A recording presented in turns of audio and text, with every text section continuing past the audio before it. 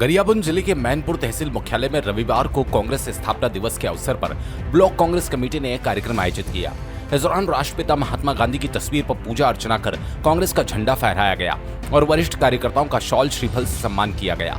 कार्यक्रम में पूर्व कैबिनेट मंत्री और छत्तीसगढ़ कांग्रेस के पूर्व प्रदेश अध्यक्ष धनेंद्र साहू, बिंद्रा नवागढ़ विधायक जनक ध्रुव, ब्लॉक अध्यक्ष रामकृष्ण ध्रुव सहित बड़ी संख्या में कांग्रेसी कार्यकर्ता मौजूद रहे।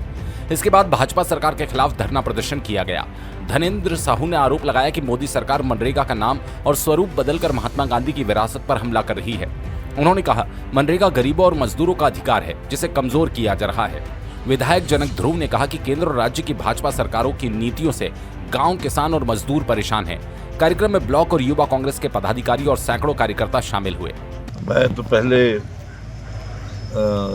हमारे कांग्रेस की स्थापना दिवस के अवसर पर हमारे सभी कांग्रेस जनों को और देशवासियों को बहुत बधाई, शुभकामनाएं देता हूँ। आज हमारे इस अंचल के और देवभोग ब्लॉक के हमारे पूर्व कांग्रेस के ब्लॉक के अध्यक्ष भाई स्वर्गीय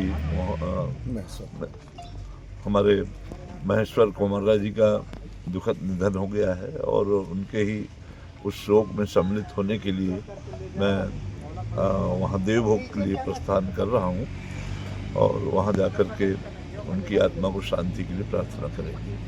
भाजपा सरकार के 2 साल के कार्यकाल को कैसे देखते हो भैया? ये सरकार नहीं चला रहे हैं, सिर्फ जनता का दमन कर रहे हैं लोग।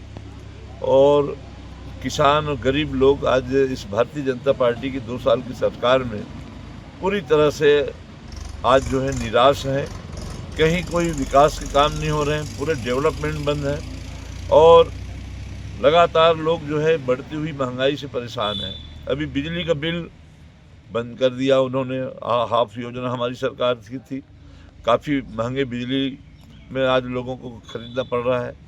किसान तो और बड़े पैमाने पर परेशान है। किसानों को इस साल जो है खाद बीज की तकलीफ रही, यूरिया नहीं मिला, डीएपी नहीं मिला, ब्लैक मार्केटिंग में। और रिपोर्ट है देश भर में सबसे ज़्यादा खाद और बीज की कालाबाजारी सिर्फ छत्तीसगढ़ में हुआ है। इसी तरह से धान खरीदी की व्यवस्था में एक तो 15 दिन देरी से खरीदी शुरू की है, ऊपर से टोकन नहीं जारी कर रहे थे, सोसाइटियाँ बंद थी। उसके बाद भी आज जो खरीदी चालू हुई इतने दिन हो गया, अभी तक व्यवस्था संभल नहीं पाई है। कहीं धान का खरीदे हुए धान का उठाव नहीं हो रहा है, जाम हो गई है सारी सोसाइटीज। ऐसा लगता है कि 1-2 दिन में सारे पूरे प्रदेश में खरीदी बंद हो जाएगी।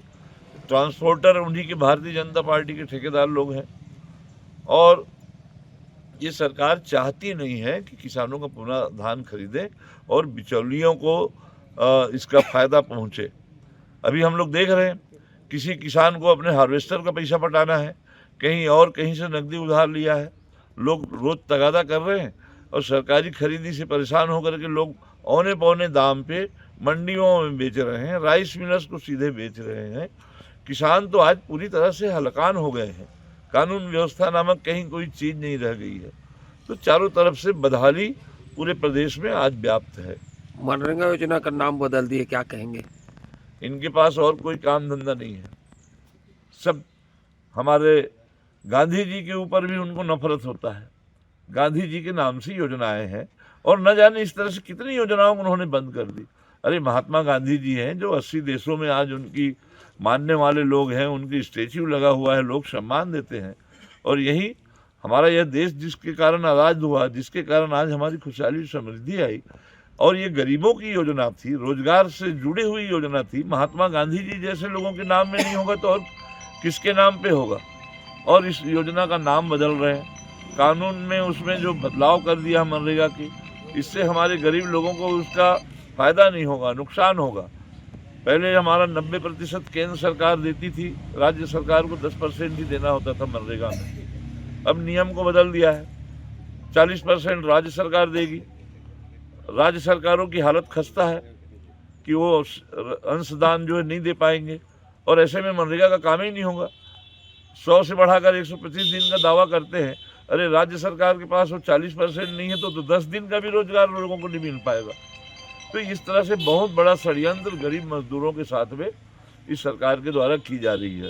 ब्लॉक कांग्रेस कमेटी मैनपुर के द्वारा कांग्रेस का स्थापना दिवस जो है 140वां स्थापना दिवस है, उस स्थापना दिवस को आज धूमधाम से मना रहे हैं। और इस बीच में हमारे पूर्व PCC अध्यक्ष और पूर्व मंत्री माननीय दिनेश साहू जी इस बीच में पहुँचे हुए थे। और सभी कांग्रेस कमेटी के साथियों को मैं बहुत बहुत बधाई देता हूँ, जिस प्रकार से इस स्थापना दिवस में हमारे शहीद नेताओं ने अपने जान की बाजी लगाकर इस देश को आज़ाद किया और देश में खुशहाली और समृद्धि लाई। इसके लिए कांग्रेस पार्टी ने जिस पार्टी ने अपने पूरे देश में, चाहे बिजली के क्षेत्र में हो, सड़क परिवहन के क्षेत्र में हो, हवाई क्षेत्र में हो, चाहे बैंकिंग क्षेत्र में जो काम किया है, ये अविस्मरणीय है।